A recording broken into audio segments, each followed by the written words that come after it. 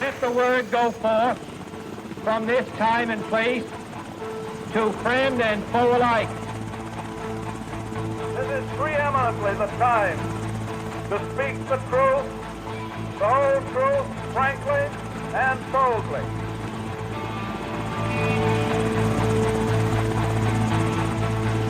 History doesn't have to be boring, buttoned up, or inaccessible. And it certainly didn't end in 1945. It belongs to all of us, and we share and add to it every day. Welcome to the History A Go-Go podcast, where I interview interesting guests, cover a motley crew of topics, and it's a place where you can sit, think, and drink all at the same time. I'm your host, Rob Mellon. Ellis from the front court for the K-Hawks. Flips it low to Smith, back to Ellis, outside Burns, over to Ellis, jump shot on the run, good! 12 seconds left. Timeouts. Devils get it to the backcourt. Kramer races up the court with a right hand dribble into the full court. Lets it go for 19. Goal! That's caught off the glass with 1 second left, and Jack Kramer has thrown it in the hole. What a shot by Kramer from 19 feet out on the wing. Good. He hit it right on square and right in the hoop. Welcome. My guest today is Mike Moyers. He is a 1971 graduate of Quincy High School, where his love for basketball began, wanting to be a play-by-play announcer most of his life, and you've done it for decades. How long have you done it?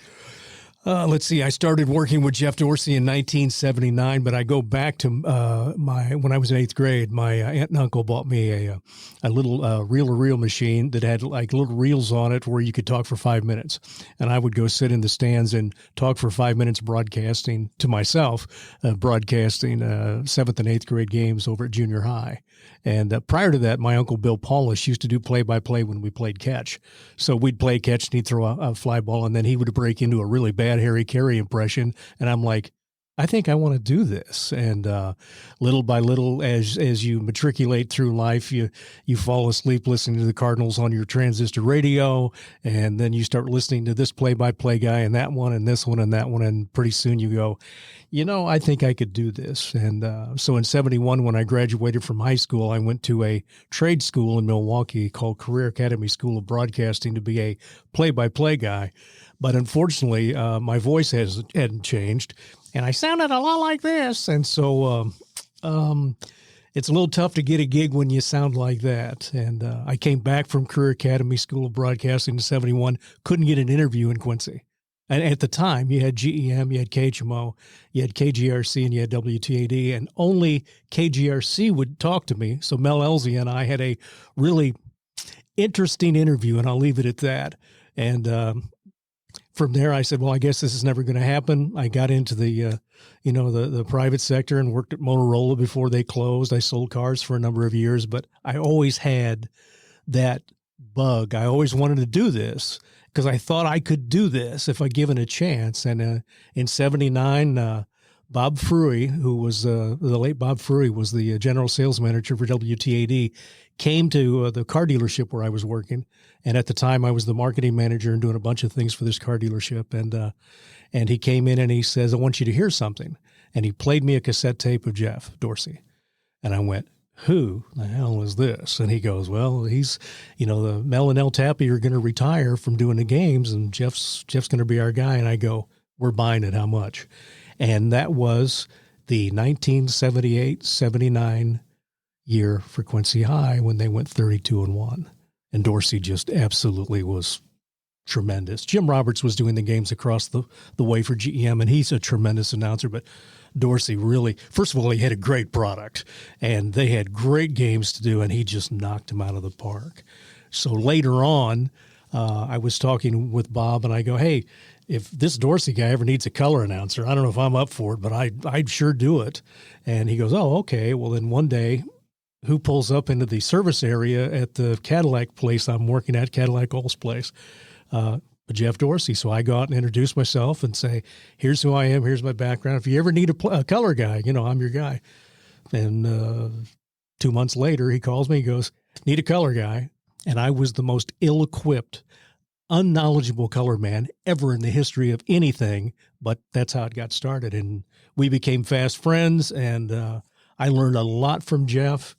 And that's how it got started. And then it took you through several decades. Oh, yeah. With Quincy High basketball, which, of course, is famous throughout the state. Later, you're inducted in the Illinois Basketball Coaches Association's Hall of Fame and the Quincy High Hall of Fame. So you took that early time, like you said, very ill-equipped, but then turned it into a very, I can say, illustrious career. Well, I had a great run, but since we're just being very candid, there was thousands of hours spent trying to create this craft, because I was listening to Jeff and I'm like, you can't try to sound like him, because you can't, because, I mean, nobody sounds like Jeff Dorsey. I mean, talk about a set of pipes, Christ. I mean, he's blessed. So what I tried to do was listen to as many different play-by-play people as I possibly could to pick up the way they phrased things, the way they painted the picture, and talking basically basketball in this case. And I learned a ton from Jeff. Jeff Myers and Mike Lawrence and I worked together for a number of years. I learned a little bit there. When Jim Roberts and I worked together at GEM, I stole some of the stuff that he did in his prep work and whatnot. One of the guys I really learned, two people I learned a lot from, Bob Costas has great phrasing, and the way he puts things together, it's easy for the listener to grasp it and understand it. And another person, and you probably never heard of this guy, but his name is Joe Tate.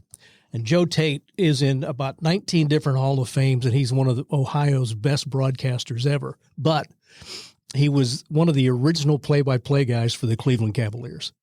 And his stuff is golden. And because no one ever heard it, I stole a lot of his stuff. And when I say stole it, I mean a lot of the lines that he would use, so you could incorporate it into that stuff that you create. And so you pick up a little bit of everything, and then that's how you do it. And then after that, the thing that I really feel was successful is I recorded every game I did and would listen to it and go, boy, that was good, or God, that was awful. And you would go through, and little by little you would figure it out to where I got comfortable with just doing the game, and then all of a sudden I just did the games. And I told a lot of people, they'd say, well, you don't sound like the same guy I said, well, it's an out of body. I mean, you just, when you put the headphones on, different ball game. Suddenly you're the lead singer and you're on. And when you take the headphones off, you go back to being Mike. But when you put the headphones on, you're kind of a different guy, because you kind of have to be a different guy. You really do. And but to talk to Joe about Joe Tate for a second, 2 years ago, I wrote Joe Tate a note. Joe doesn't talk on the phone to anybody. Joe doesn't use computers. So I sent him a birthday card, went through the Cleveland Cavaliers office, did all of that. He and I have written each other about 20 times now. I send him books, he sends me books and stuff. And I just said, I wanted to thank you for what you did, even though you didn't know you did it. And he was like, well, okay. Joe, by the way, used to broadcast in Monmouth, Illinois. Okay. Yeah, right up the road. That's where Wyatt Earp's from. There you go. Yeah. Yeah. Well, Tate was tremendous. I mean, he used to do, he would do an NBA game by himself.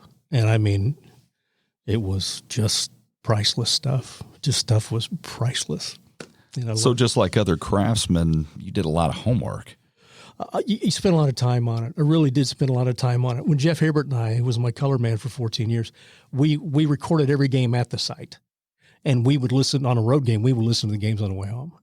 And I'd say, boy, you were really good. You were on there, or I stepped on you there. Sorry about that. And he and I, that's how two people suddenly, you complete each other, and you really get that good feel to where you're not stepping on each other and walking on each other.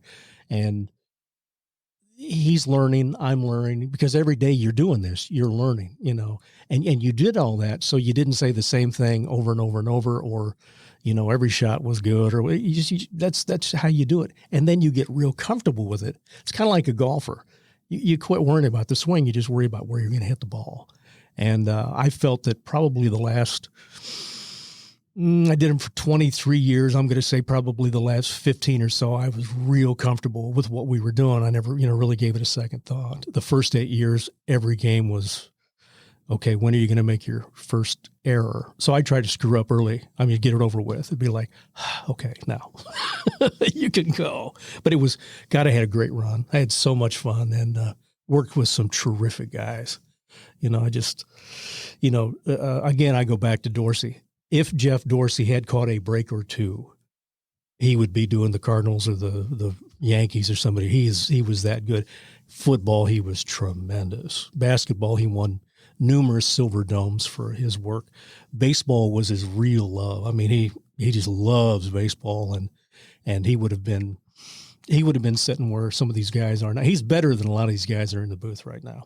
Well, the nature of it is about opportunity. Oh, yeah. And then the nature of being in this environment is once you become recognized, there's a comfort level to that, and people have an expectation to hear your voice. And Jeff's one of those voices that the community expects to hear his voice. Mm-hmm. So it's a gift to the community, even though his talent level could have taken him someplace else. I was really surprised when he came here that he stuck around as long as he did. But circumstances be what they may. I mean, it would a lot of the business in the sports side of things. There's a lot of who you know, and a lot of these guys have come up right out of college, and they're the gopher at the station, and they work their way up little by little. And one of these days, they're sitting in the booth, and you're going, "How did that guy get in the booth?" But anyway, I mean, that's how it happens. A lot of this is just being in the right place at the right time, and being willing to learn how to do stuff. Case in point, we had great soccer in Quincy. Yeah, I mean, and I was fortunate to work with Al Nepler and Jack McKenzie, who was one of the finest guys ever to walk the planet. And in the early 80s, WTAD was doing a lot of soccer games. We had one soccer play-by-play guy, the late Bill Shalane, one. And we were doing QU and Notre Dame in high school and all this, and Bill was just working himself to death. And Bill at the time was like late 50s, early 60s. And one day I said, "You need some help?" And he goes, "Oh, God, yes." And so I learned how to do some soccer play-by-play from Bill. And so I started doing like all the soccer, once that all changed out, and redid the way soccer was done. He did it kind of a slow conversational way. I did it like it was two hockey games at the same time. And so you really followed the ball. And I got in at the right time. I mean, Notre Dame's mid-'80s soccer. I mean, Thomas and Ketters, and, they're winning state titles and Reese stuff. I mean, everybody. Oh, yeah. And it was just like perfect timing. I mean, and it really worked well. And so that enhanced your resume a little bit and allowed me to apply for some soccer jobs and stuff because there weren't too many soccer play guys back then. And so it was just being in the right place at the right time and going, there's a niche. I can fill that. Let me do that. And, that was a fun part of it. But I had as much fun doing soccer as I did as doing basketball because, you're outside. In some cases, you were really outside, really outside, like in the rain. And, doing soccer was fun. But just having that chance to do that stuff was, in a market this size where play-by-play announcers, were important because of the way, Quincy is structured. I mean, Quincy is like you're out in the middle of nowhere. And it had not been for Tom Oakley and Dick Durbin, getting I-72 put in, we're still in the middle of nowhere. But it was a great run. And like I said earlier, but what we did in the 80s and 90s, it was just built upon by pioneers in this market. Bill King, who's in the Baseball Hall of Fame, worked at WTAD. I was going to ask you about that because radio history here locally goes back a very long way. Yeah. Well. I think WTAD started in Carthage in 1922 as designated as something else, and then a year later or so it moves to Quincy. That's the infancy of radio just in the country. Yeah, TAD comes along July 25 of 1925, and it branched out from there and became, the blowtorch that it is. I mean, at one time, it was one of the oldest stations in the United States, and it was 5,000 watts during the day, 1,000 watts at night, covered a lot of ground. They still have, talking about WTAD, they still use the same cast iron radio towers they put up in 1925. Wow. They don't make them like that anymore. And when I was general manager of WTAD for 19 years, from 99 until 2017, many times I was contacted to say, hey, they're going to do some sort of waterway or something down where you have your towers and all that. And I'm like, those things ought to be on the historical register because they don't make them like that anymore. And those cast iron towers and where the location was, you could get WTAD every place. I can remember in 1981 when we were over doing the state title games in Champaign, we'd have people come up to Jeff and me and say, yeah, we listen to your games all the way over here on TAD, all the way to Champaign. And, you could get them at that time and still probably can. But, you look back on people like Bill King, born in Bloomington, went to school with McLean Stevenson from MASH. They played ball together. Bill at one time, after he worked at TAD, moved out to the West Coast. He was the voice all at the same time of the Oakland Athletics, the Oakland Raiders, and also the basketball franchise out there, all at the same time. And that's unheard of. I mean, nobody does that anymore. But I mean, here's Bill King, who didn't have the greatest of pipes or whatever, but he was meticulous and he had his own gig and he had his own thing. King, by the way, was real good friends with the late Gene Hutter here in Quincy. And when the San Francisco Warriors would come to St. Louis to play against the St. Louis team, Hutter and his son Jeff would go down and sit with Bill King at the scores table while King did the play-by-play. And a remarkable guy. I mean, a really remarkable guy to go from Hooterville, as I call Quincy all the time. You go from Hooterville to Christ, you go out to San Francisco and you're it. I mean, you are it. And when he passed away a few years ago, I mean, they just, the wonderful things that were said for him and to him and by him and were just tremendous. And why not? I mean, not too many people are in Cooperstown winning the Ford Frick, and he's one of them. Bluff at third by Chavez. And a bunt, third base side. Miller charging, barehand, puts up, can't make a play. A's win! Ramon Hernandez surprises the Red Sox. He drops down a bunt on the second pitch, and Miller can make no play. The A's have won the game. And look at him get Raymond in the outfield in right field. Hernandez ran through first base on the right field line. The team has owned it in the grass in shallow right field. Holy Toledo, the element of surprise reigns supreme. That's pretty amazing. Yeah. Jim Woods was another guy who was in Quincy for a cup of coffee, late 40s, early 50s, wound up in many broadcast booths. I found out the other day that he was a member of the St. Louis Baseball Cardinals radio team after Harry Carey left, and Woods and Jack Buck didn't get along, and Woods lasted like a year or two and moved on down the road. But he later broadcast for the Red Sox, the Yankees.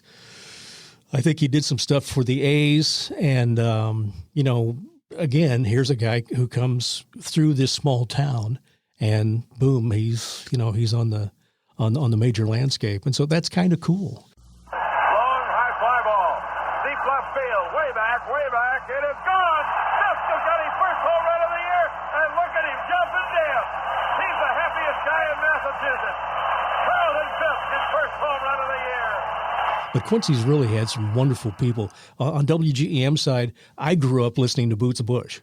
Boots was my health and PE teacher. And one of his catchphrases was spin shot. Everything was a spin shot. And I'm like, what the hell is a spin shot? What sport are we talking here, buddy? And everything was it was a 30-footer. And I'm like, is Cheryl letting these guys shoot it from 30? I'm like, what are you doing? But that's just, that's before the 3-point line. Oh, too. yeah. And Jeff Stolberg was a great baseline shooter for Quincy High School. And I'll never forget Boots one time said, he said, if Stolberg get a haircut, he'd hit a few more shots because Jeff had real long bangs and he was always shaking his, trying to get the hair out of his eyes. And I'll never forget this. If Jeff would get a haircut, he'd make a few more baskets. I'm like, holy cow, what are you talking about? But Rick O'Connell, Rick Tapes O'Connell was a great play-by-play guy for Quincy College soccer. Travel everywhere. Rick and I have maintained a relationship, and he's down in Florida now. He and his wife live down in the Keys, and he's done well. So was he when Quincy College had that run of soccer championships? Was that when he was? He was in there. Okay. He was in there. Ralph Oakley did play-by-play. Ralph Oakley, who's the head guy now for Quincy Newspaper Incorporated, Quincy Broadcast. Rick, Ralph did play-by-play. Ralph did everything, and they brought Ralph up all the way through. He did the whole number, and he was pretty good at it. Jim Roberts was just. I wish I could find Jim Roberts. I don't know where he's at anymore, but I tell you what, I learned so much from him, and he was so versatile and could do I've never seen anybody more unflappable than him. He was just everything rolled off his back. He was just tremendous. Chuck Mann had a wonderful run with Quincy High and WGEM for years. I believe he's in both Hall of Fames as well. He had a tremendous run and he was a local Quincy businessman who loved it so much, that he made his schedule work to where he could go do these games. Eric Ervin, who is still active for WGEM, worked for me for a couple of years, went back over to GEM. Steve Cramblett could do anything. And he and I worked together back in the couple of 3 years in the late 80s, and he was fun to work with and had a great sense of timing and could really communicate well with people. He and his wife are living over in Springfield now. I've mentioned Ralph already. Dorsey worked at WGEM for a while, as did Tim Kinscherf, who did the QU games last year. Sean Secrease, who came up through my system, did some QU games the year before, and Broc Hampsmire is now doing some play-by-play for Quincy High School on WGEM, and those are just a few of the people that I was able to remember from maybe 62 or 63 moving forward. And I'm sure there's people in there I've missed. Oh, absolutely. And what that tells you is how important it is to the community. I grew up here, so I grew up with those voices, your voice and others, and it becomes what you don't realize when you go to other communities. They're not gifted that way. They don't have radio stations covering soccer, for example. Oh, yeah. But everything and all of our games were covered. There's even baseball games covered from time to time, which is girls softball. So I mean, the list of names just shows how important. And what do you know about like the history of just local play-by-play across the country? Is this situation that we have in Quincy unique? To a certain extent, back when I was still active in it, you had 2 or 3 communities who had multiple stations covering high school sports. Jacksonville always had 2. Galesburg always had a couple. Springfield always had a couple. Quad Cities, not so much. I mean, they really didn't have that much going. But those and Kankakee, I managed some stations in Kankakee. They had 2 stations up there that did it. But as a rule, it's not a high school sports on the radio to a certain extent. Is not a high profit deal. It's a break even or even lose a little bit, and so it's almost like a public service. It's almost like it can be a public service. Now, I will tell you candidly, in the 80s, we printed money covering high school sports. It was everybody wanted to be on Quincy High. Why wouldn't you? I mean, and Quincy High was talked about year round, Quincy High basketball. So, I mean, that was where you made it. Your home games, that was very inexpensive. You had the cost of the 2 announcers and a producer. Road games, you had miles and meals and all the stuff that went with it.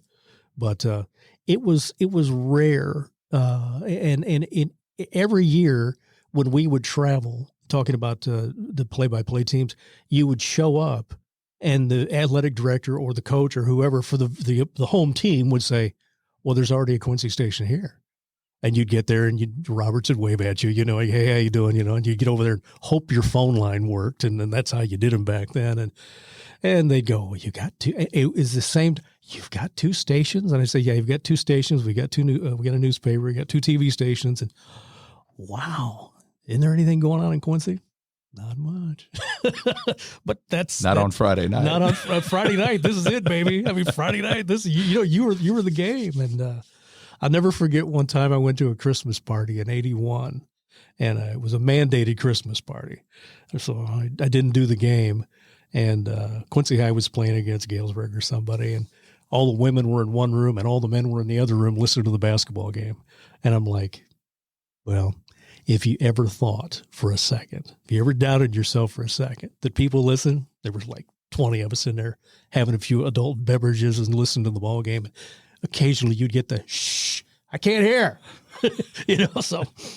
But you being a radio guy, that's music to your ears. That's good stuff. Tell them to be quiet. Yeah, that's good stuff. But that goes all the way back because it was so difficult for the Quincy fan, whether it be Notre Dame or Quincy High or whoever, to travel and really get the feel of what these games were all about. It was impossible. So, you looked at that, or I always did, as you're obligated to put your A game out there every night.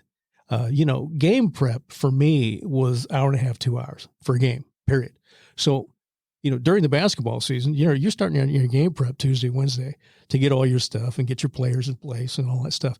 And then when you had a turnaround game like on Saturday, you kind of had to get all that formulated. But there'd be a lot of nights you'd travel to the Quad Cities and, you'd get in at 1:30 or 2 because back then, it was tough. Getting to the Quad Cities was impossible. Right. And, not fun. So you'd come home and, you'd get in about 1:30 or 2 and you'd get up and have breakfast and you'd be back on the road at 2:30 or 3 because you had a game that night in Springfield or Peoria or wherever. And Quincy, because of their location and the fact, and I'm talking about Notre Dame too, nobody wanted to play you. That's right. Nobody wanted to play. There's a couple of reasons for that. Yeah. Because you're traveling a long way, and then a lot of times you're leaving with an L. So yeah. Well, they didn't want a home and home because they knew you get an L. You come to Quincy and you play at the Pit or Quincy High, you're probably going to lose. I mean, you're just probably going to lose. But, it was tough to get those gigs. But you had to make sure that from a broadcaster standpoint, you were so prepared that you had enough material that was interesting and informative in the event there was an injury on the floor. You had something go wrong with a scoreboard clock to where you had dead time, so you could fill without just sitting there going blah, blah, blah, blah, blah. And you knew that you had a listening audience. One of the things that really got me, one night my broadcast equipment broke down on us at Rock Island with 2 minutes left to go in the game. And we missed the end of the game. And it was Andy Wagner and that bunch. And I'll never forget, I went to the gym the next day, and Wagner and one of the other players, might have been Leper or somebody, came up and went, what happened to you guys last night? And I said, well, and I told them, and they went, oh my God, and everybody was like all freaking out because they couldn't hear the end of the game. And I'm like, and I think that was our 26-2 team. And at the time we were like 23-0 or something like that. And they were like, oh my God. I go, well, now you know. I mean, now you know. And it was a simple wire. That's all it was. It was a wire that had come loose. And so like what, that. You mentioned some interesting locations where you had broadcast. What are some really crazy gyms you walked into and like, okay, I'm going to have to do play-by-play here? Oh, There's got to be some tough. I'm going to tell you the locations. worst one. I'm going to tell you the worst one first, and it's kind of embarrassing. But in the year the Quincy Notre Dame Raiders won the state soccer, we're at Hinsdale South High School. Jim Roberts is doing the games for WGEM. I'm doing the games for WTAD. We get our credentials and we do all this stuff. And it's November, so the weather's not conducive to be outside. We get to Hinsdale South High, beautiful facility, small press box, but right there, right where you want it. Everything's great, no problem. I get there, I go in the press box. The person in the IHSA said, you're not allowed in here. I said, what? They said, you're not allowed in here.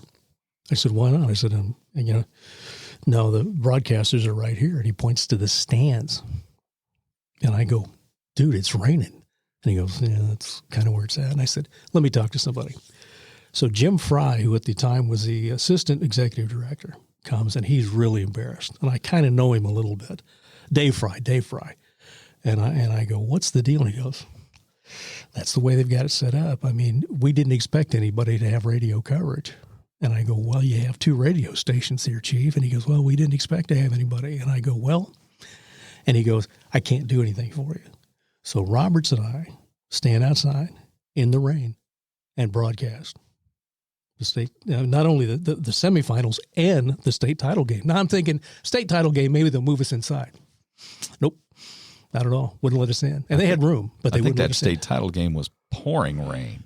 Well, it was a muddy mess. I know that. It was a muddy mess, and it was cold, and thank goodness that nobody's equipment got ruined, and it was a wonderful game to do. And but what changed from that is I wrote the IHSA a really nice note, as nice as I can be, and the next year when we went up to do it again, it was an entirely different situation. Dave Fry met me at the door and said, "We're going to take care of you, and here's the deal," and blah, blah, blah, blah, blah. And I said, well, I'm sure glad to hear that, because not only am I doing the game for Quincy, I'm doing the game for Collinsville too, because I've hooked up with a Collinsville station. So I'm doing all their games. And the following year, Collinsville won the state title.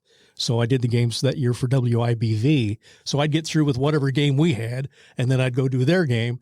And man, they took care of us. But that was the worst situation that I had been in. But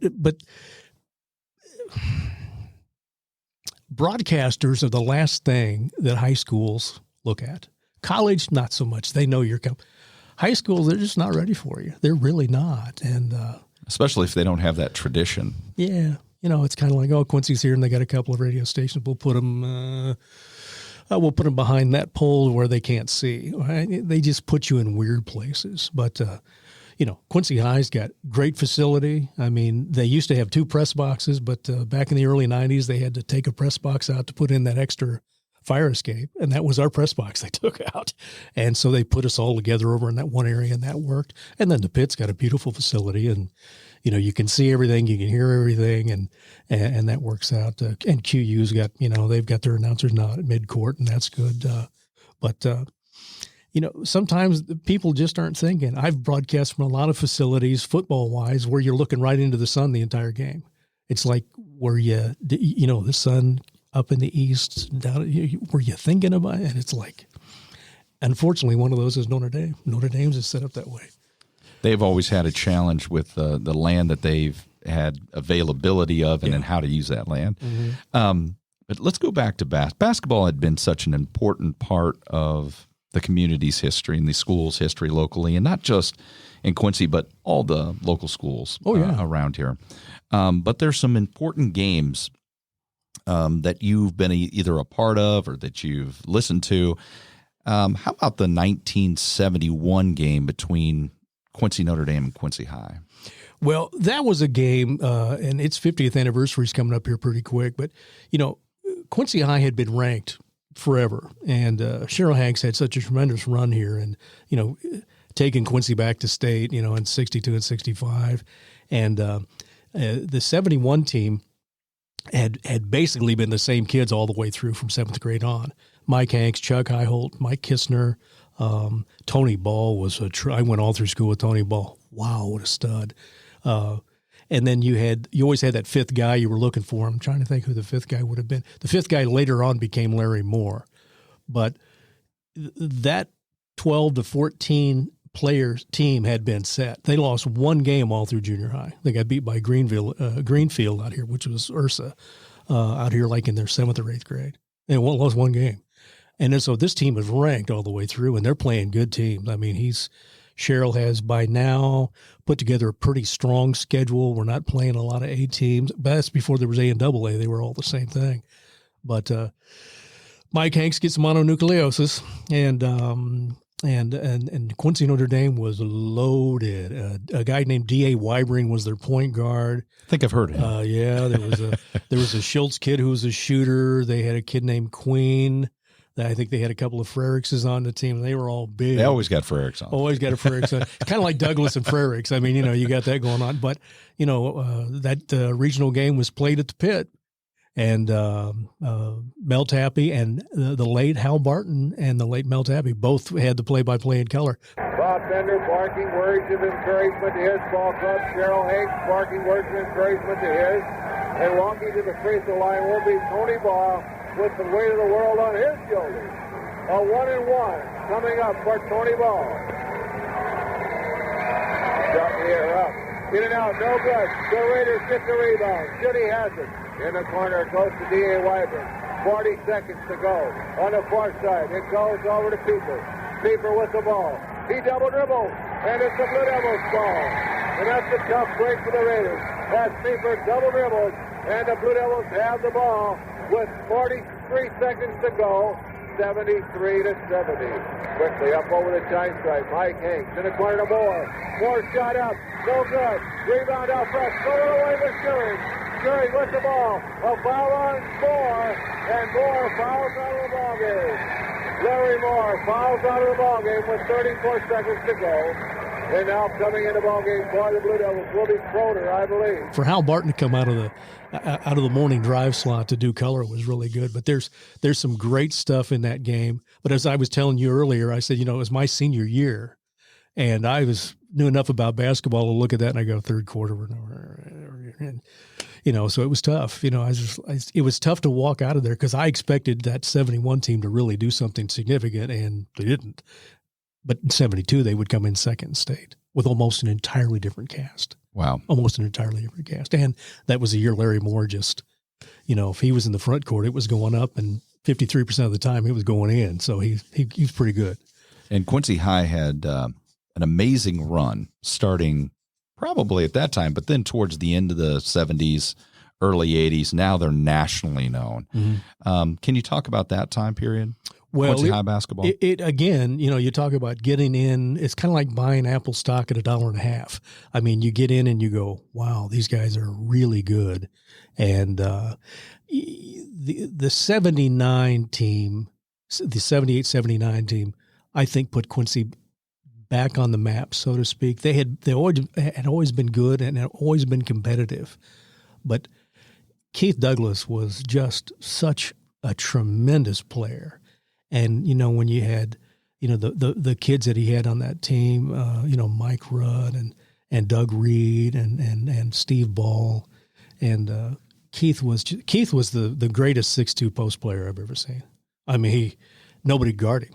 Nobody could guard him. And he'd go out and you get 30 on you all night long. And then he could bring the ball up the court. I mean, he was that kind of talent. And they won so many games so late, on steals or just stuff. They were so exciting. And, if they don't play an overtime game in the semifinals, they probably win the state title. Mike Ellenthal, who just passed away recently, he and I have talked about it a million times. He goes, if we play the early game and we just got another hour or so to rest the legs, he said, but we had nothing in that title game, but that put him on the map. And then the next year, you got Michael Payne as a junior and Bruce is a sophomore, and Dennis Douglas, all of a sudden, he's a freshman and he's playing. That was a phenomenal team they had, and they go like 24-3, and they get beat over in Springfield by Springfield Southeast High School, and played in the old Armory. They didn't have digital clocks. They had the old kind of clock that looked. Oh, dude, it was hickory. It was hickory. Yeah, it really was. It was a nightmare.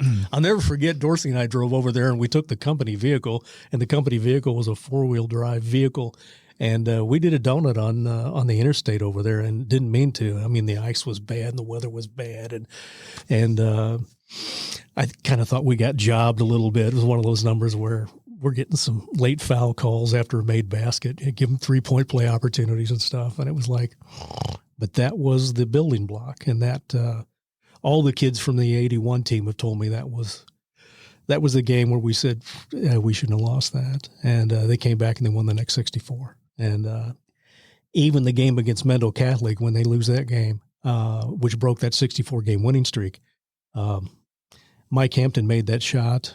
And our kid who was guarding Mike Hampton was like hand in the guy's face. And Hampton, if he shot 100 of those, he'd probably make 3 of them. But that's what did it. And but it was a great run, and everybody was so excited. And that was during the rebuilding time of, I think, this community. The 70s were horrible over here. We had companies closing, and we had school problems. We had people getting laid off.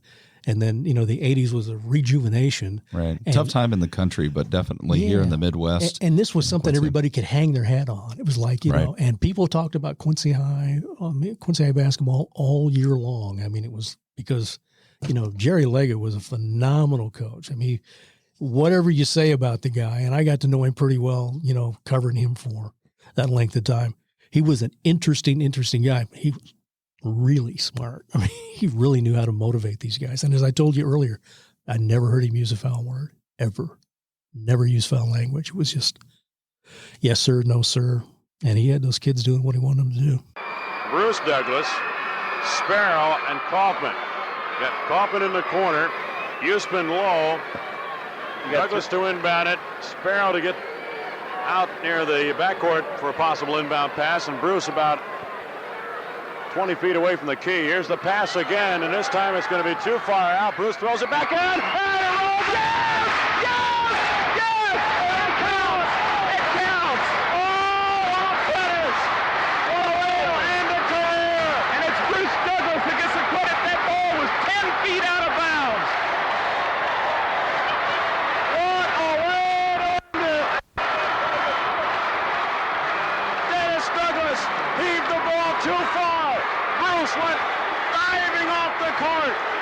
High in air, threw it back to Usman, banked it in, it rolled twice, and it dropped through. And the Devils capture third place. Oh, what a finish to this game. Jeff, on the replay, they showed Bruce leaving the floor about a foot in bounds. He catches the ball. He's almost parallel to the floor when he gains control.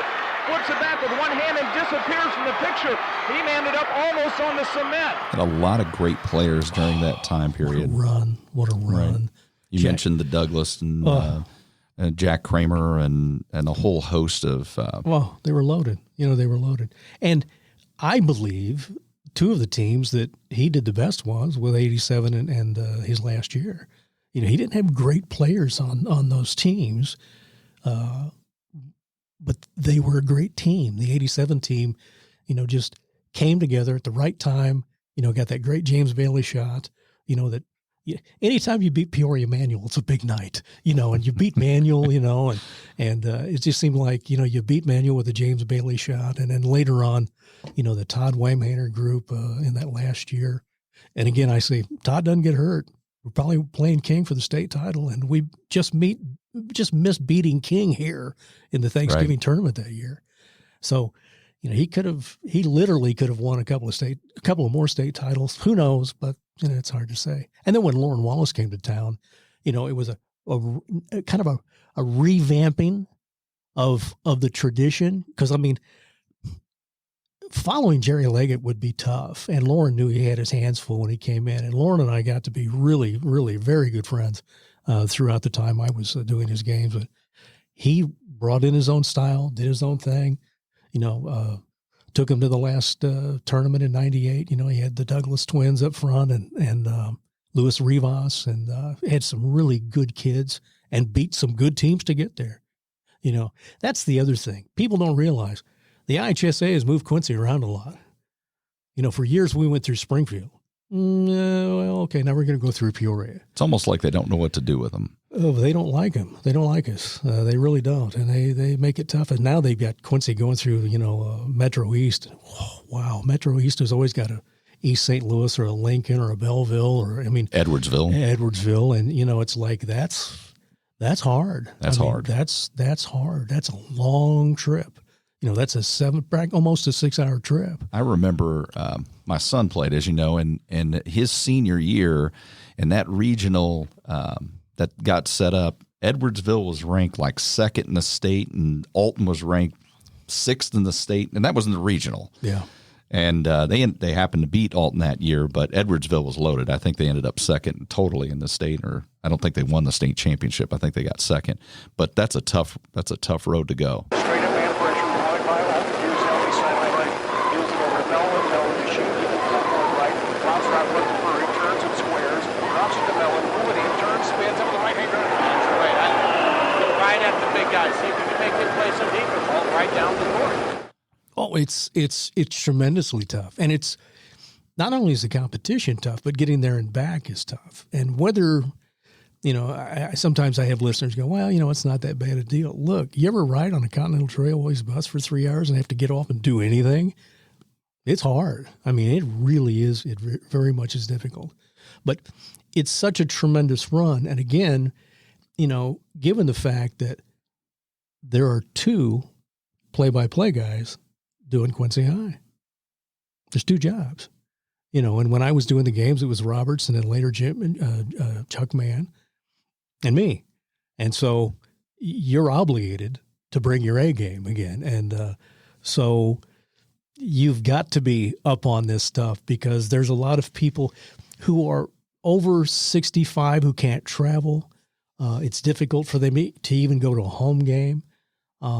You've got to bring it. One of the things early in the game that really got me, and Dorsey's a big old puppy dog when it comes to this kind of stuff, but I'd been working with him for like a year, and we were doing a ball game one night, and he sat down, Quincy High, sat down, and he handed me this letter. And I go, what's this? And he goes, I got this today. You need to read it. And I go, okay. So I open the letter up. You could tell a little old lady had written it because the handwriting was kind of wavy and scratchy. Woman from one of the rural areas who was blind and a big Quincy High fan said that she listened to us all the time because she could get the station at night. The competition station sometimes, because of the signal pattern, you couldn't get it. She could get the station.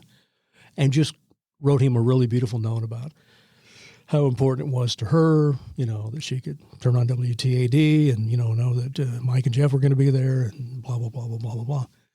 Kind of choked me up. Got me kind of choked up now. But, I handed it back and I go, well, then you are obligated to do the right job. I mean, you can't half-ass it. You can't mail it in. And unfortunately, in our business, there's a lot of people who just show up and I saw a lot of guys would just take a program and do the game off the program. And I'm like, what are you doing? Don't show up. Do us a favor. Just don't be there. If you're not going to do it right, don't do it. That's how I was brought up, But we had great announcers, and I want to get some of these people mentioned if we could. Absolutely. Cato the Cat Butler was here for a cup of coffee. Cato Butler went back to Montana and became the dean of play-by-play people in Montana. You think Quincy, Illinois is isolated? Go to friggin' Montana. Christ, it's 150 miles between C-stores. I mean, it's nuts. But so we shouldn't complain. Not at all. But Cato, from what I'm led to believe, did not get along with station management at TAD for whatever reason, and he went back to Montana, where he is enshrined as one of the all-time great play-by-play guys. And I saw a YouTube video interview of him when he was in his 80s. He's still sharp. And you could tell he had that gleam in the eye, and he had all these little catchphrases and sayings and stuff that he did that everybody kind of develops. Everybody's got their own little, Harry had holy cow, Bill King had holy Toledo, and never the two shall mix, but it worked. Bill Cruz was here, and he was a big namer. I'm told that Gene Terry did a little play-by-play from back in Channel 7 days. Mel and El Tappe. El Tappe, one of the funniest people on the planet. I mean, he could tell a joke like nobody. He was really, really funny. Moving forward, Jeff Dorsey, of course, I've mentioned. Steve Bibb was their sports director at KHQA back in the late 70s, early 80s, and he did some games. The great Mike Lawrence. With 10 seconds, Jones at the left hash mark. Needs help on the inbound. Needs help. Inbound goes to Lathan. Larry inside the timeline. Two-time dribble to Bailey. James with 5 seconds. Here's a 30-footer. God! He made it! I don't believe it. There's 1 second left before we tell you Peoria Manual has called a timeout with 1 second remaining after the Bailey desperation toss from the left side about 30 feet away. If you think I'm going on, you're crazy. Jeff Myers, Mike and Jeff from Sports Rap fame, that we put the super team together in June of 82. We got them all 4 of us got together, and that was a great run. Larry Heimberger from Channel 7 did the first ever Quincy University, Quincy College soccer game on radio. Larry Heimberger did the first one, and he was with WTAD. Ron Kinscherf, he's in the IBCA Hall of Fame. Ronnie did the Raider games for 22 or 23 years. His brother, Tim Kinscherf, has worked at WTAD and worked for me and replaced me behind the Quincy High mic and did like 12 or 14 years there with Matt Longo, who was really good. Well, those two guys, very good. Yeah. And they don't deserve enough credit here locally because they're mixed in with, a lot of great announcers, and their name belongs right alongside of them. Oh, yeah. And Tim now is doing some stuff for WGEM, but, Tim Kinscherf can do about anything. Summers will inbound. He can run the baseline. They throw it into Wallace, who tries to get it back to Summers and does. Here's Summers across midcourt with a left-hand dribble. Summers, a runner off the glass, and he made it! And then Quincy wins it on a runner by Jared Summers. I enjoy listening to Tim no matter what he's doing. That's a great compliment because excellent. Does a great job. Yeah. And I think it goes back to what you're saying is you have to come prepared. Yeah. Well, and it has to matter to you. Yeah. And not to take too much credit here, but Tim was a producer and a gopher and a runner, and hey, can I do that? And he was one of those guys.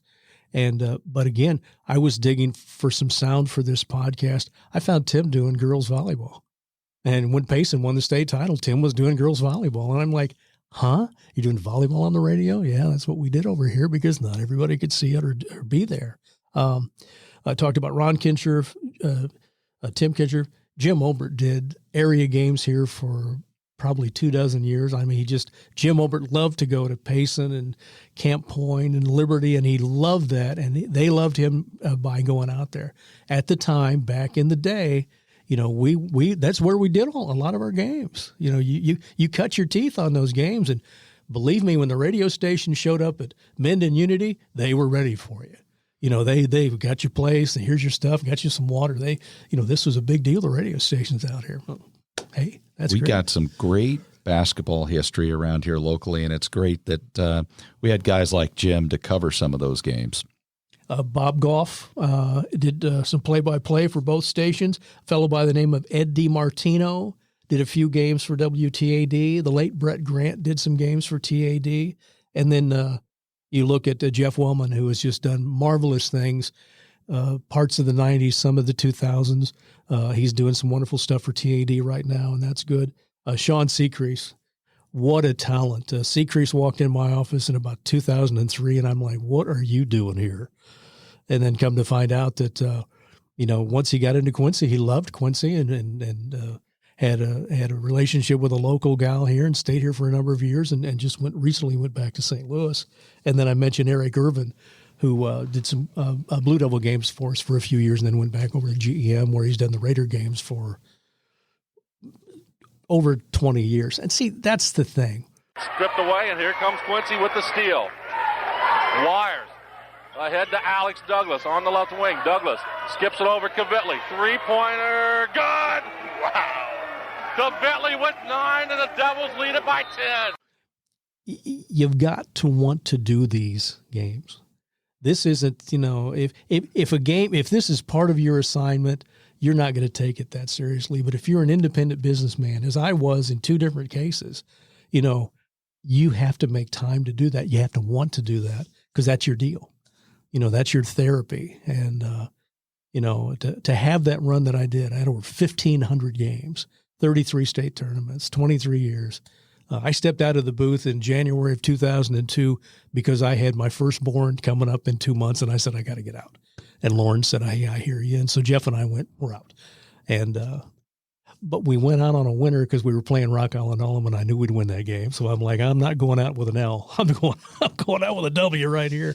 But I have since maybe done another 8, 9, 10 games, back when I was still managing and somebody would get sick or whatever. I go, yeah, we'll go do that. And, but it was a fun run, but it's a lost art. They're, play-by-play guys are not growing on trees.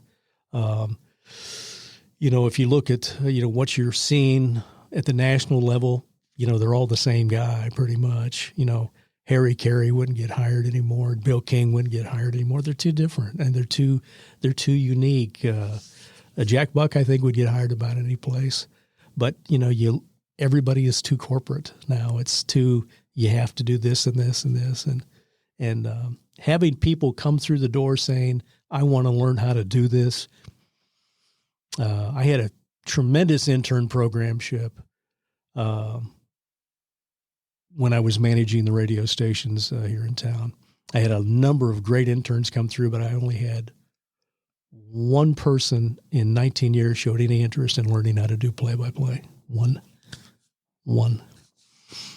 And that's kind of scary, because one of these days you're going to look up and either they won't be doing the games or they won't have anybody to do the games. And then that's going to be sad. Well, I was going to ask you about that because media has consolidated, almost become like a national enterprise, and all of these local stations, which were so important in these communities, and not just here, but throughout the country, just get consumed up or consolidated in with, and then the content becomes secondary and standardized and not unique to the community, which really is the whole reason it was here in the first place.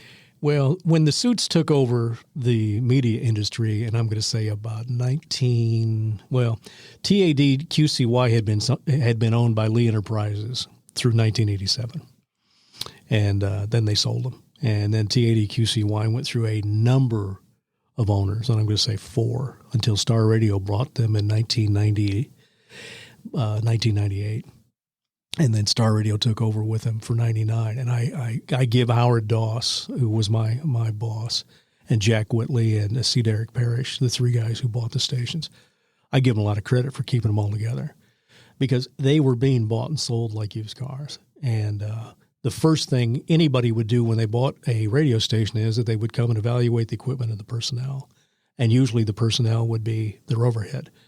And all of a sudden it's like, well, you're running this place with 23 announcers or 23 people total, and that would be your support staff and all that. And we can do that with 15. Sure you can. And there goes your content. And when that happens, there goes your hook into the community. You know, WTAD right now is really lucky. They've got Steve Bowl and Mary Griffith. They've still got, that community feel. But if Steve Bowl and Mary Griffith go away, who are you going to slide in there that's got that hook? And before that they had, Jeff Dorsey had that great hook. That's what we're missing in this market, and that's my own personal opinion, but I think I've got a little bit to go on because I've seen this happen too many times, to where all of a sudden you look up and you've got a multiple station group and they've got 9 people running 5 stations, or, 5 people running 4 stations, or whatever the case. And that it's just, there's no reason to listen. And the big money people don't understand that, that's the attraction. I used to say to my boss all the time, what's the compelling reason for people to tune into these radio stations? So they can hear a syndicated program? Huh? You've got to have some localization. They do that on their phone now. Oh, well, you can get all that stuff on your phone. And it's hard, but it's being done everywhere, and it's killing. I believe it's killing the radio business. And the other thing that really was a nail on the radio business was social media. Because advertisers could go, oh, look, I can see how many people looked at my thing. Where before, surveys were badly taken, low samples, just not well done. But I look at the success that radio could bring to a local business or whatever the entity. I've seen it happen over and over and over again, so I don't need to be sold on it. And the measurements, as I used to tell my client base, your measurement is your cash register receipt. If you had 100 receipts on Thursday and you started a big ad campaign and your receipts went up to 110, 115, 120, hey, there's your survey. That's real survey. It's not somebody throwing some numbers in there. But what do you think the future of it is? It's hard. I think it's really tough. I think, candidly, we have been programmed. Well, when I was growing up, and I'm 66 years old, when I was growing up, we had Channel 10, Channel 7, and that's what you had. But it was free. And you had all the free radio. It was free. What do we got now? We don't have free anything. Your radio stations are free. Your social media right now is free. Trying to get an over-the-air signal for a local TV station, even though, where these studios are, you're 5 seconds away from those towers. That's hard. You've got to have a really good antenna to get that. And I think it's all, I think we're being moved into a pay-per-view situation, whether it be radio, TV, print, whatever the case is. And I think it's hard. And then when you look at the options that the general public have today for entertainment, you're doing a podcast here. Well, when someone listens to a podcast, that's going to be time that they are not going to be listening to or watching, what the local media is. And now we have more and more and more options. And that, I believe, is one of the reasons that this country is so diversified. When I was growing up, you could go to school and say, hey, did you see such and such program last night on TV? And everybody did, because there was only 2 of them you could look at. I mean, I'm a victim of watching probably several hundred Lawrence Welk programs, so I could watch Hee Haw after that. Would I sit through Lawrence Welk to see Junior Sample? Yep, sure would, and did. And everybody did that. Well, what else is on? There was nothing else on. Right? And now it's like there's a bajillion things on, and it's like people will just sit and watch YouTube, and things and stuff. And believe me, I talk from some experience, because, I'm into streaming. I think video streaming is the way to go. We used to video stream high school games. And I didn't mention that, but we did that for like 2 or 3 years, when I was running the radio stations. And for the most part, it wasn't bad. I mean, you could watch a road game and, you got the play-by-play and you could pretty much see what was going on. But I think it's all changing. And I don't know if it's all changing for the better. I never thought I would be one of those guys who would say, well, we did it better back then, but we did. And the content was better and the excitement was better. But I wonder if we're dealing with people who don't have the imaginations that people had 20 or 30 years ago. I don't know. It's hard to say. Yeah, and I just think that the overall conversation we've been having about these local sports and local play-by-play, that's what's really going to be missing in the end, because it's tough to do pay for play or whatever you want to call it, or tough to do. You can't do a podcast on a live event like that. And then it's just important to the community and it's just lost. And I think in the end, all that history that you had discussed and we've been talking about, that's what's really going to be missing in the future, I think. Well, it's going to come down to cash.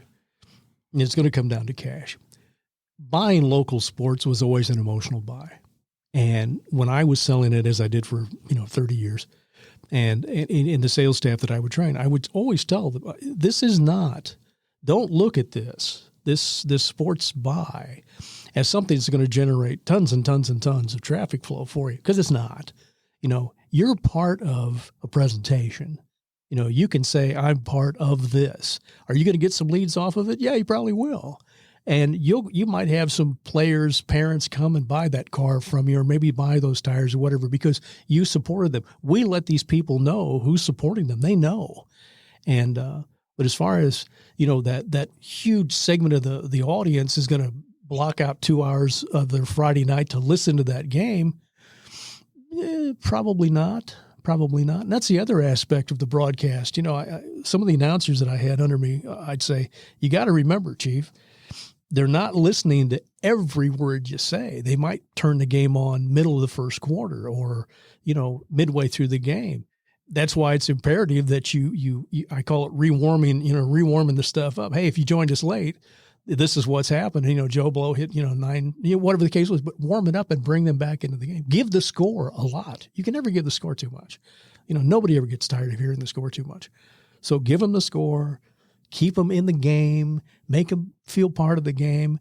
If we got a ref out there killing us, don't tell you what the guy's name is, even though you know it.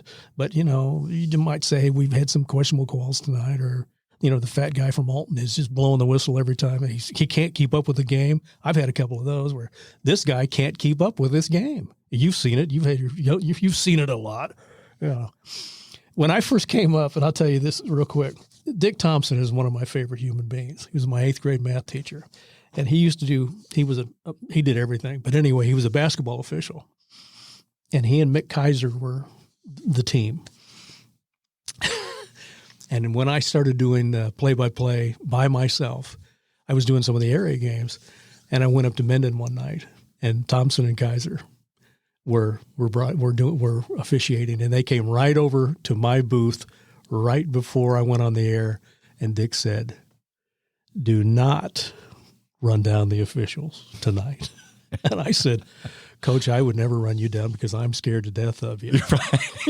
I've seen what you can do. And Mick Kaiser, he said, well, don't say anything bad about the white guy either. And I said, oh, okay, well, I won't say anything bad about the white guy either. And I learned a long time ago, never, ever say an official's name on the air.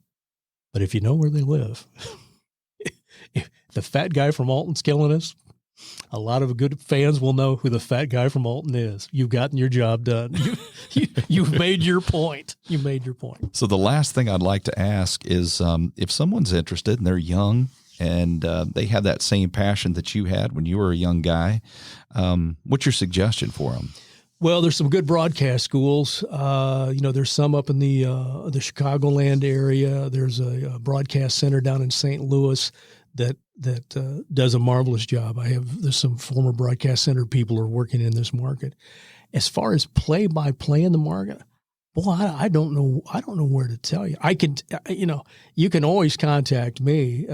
I've got some one sheets to kind of walk you through it, and would be happy to sit down and just kind of help you through the thing. But as far as anybody actually, I've got a course in this, I'm not sure. But hey, I'm sure they're out there someplace. And a lot of these guys are very well known and accredited people. I'm sure they can do a good job. But you can teach yourself. I mean, for the most part, what I did was self-taught stuff. And it's this, have a plan, record what you're doing, be your own critic, and do it over and over and over until you feel comfortable with it. And yeah, you're going to be the geeky guy sitting up in the stands talking into an MP3 recorder now. It used to be a cassette recorder. But that's how it starts. And, it takes a while. It's kind of like golf. I mean, you got to practice a lot, and you've got to give yourself a chance to be bad. You've got to give yourself a chance to be bad. But the most important thing is be yourself. And if you need to, as I did, if you need to steal a line from that guy or that guy or that guy or that guy, go ahead and do that. I mean, go ahead and do that, because as you evolve, your own stuff will come up. I mean, I've got a number of things that I've never ever heard them used anyplace else. And those things just pop into your head. When Buck did the Go Crazy, folks, he said that publicly. I don't know why I said that. It just happens. And that's what happens to you. Stuff just pops into your head, and it's like, that fits that particular point, but I'm going to keep it. I might use that later on, but I'm going to try not to use it every game or every situation. So, his value is it's authentic. Yeah. And that was his skill, to capture that moment, because that's what he was really feeling at the time. He was probably going crazy. Oh, yeah. Just right along with the rest of the fans. And I think that's an important lesson. I'd like to mention the fact that I'm flattered that you took the time to ask. This is the things that have been accomplished in this market by all of these broadcasters I mentioned. These guys put themselves on the line every time they got in the car to drive across the state to do a ball game. And I don't know that we sometimes understand that. I mean, thankfully we've not lost anybody in my recollection, not even a fender bender, but there's a lot of nights you could have. And we're fortunate that we have those guys who are dedicated to do that, because there's nothing glamorous about being a play-by-play guy. The food's usually bad. You put on a little weight because you eat something on the way home at 10:30 at night, and sometimes you just don't get the recognition, or if you do, it's not for saying the right thing. And we've been fortunate, and I've been very fortunate that to be honored the way I have been honored in the past for doing something I really wanted to do, and it's a great run. It's a great run, and thank you for having me. No problem, and I think it is important to remember that long list of real important individuals in our community. It's not always politicians, and it's not always government workers, or even teachers and firefighters and police officers. Those are all important too, but a community is made up of everyone, and you have been able to capture some of the most precious moments that I've been a part of in my life, and I'm sure many others have as well. So thank you. Thank you. Crow to Sprague. Sprague across the timeline. All Gilbers now. Jet Klinger top of key. Down low it goes to Kramer. He'll lay it in. All right. Momentum should change right here.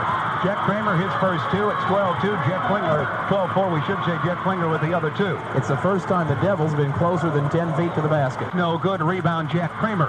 Kramer outlets to Marvin Sprague. Number 14 in the blue jersey across the timeline in forecourt. He gets it to Mike Crow. Mike Crow take a 10-footer good. Right side down low, Mike Crow with the left hand, put it up and in.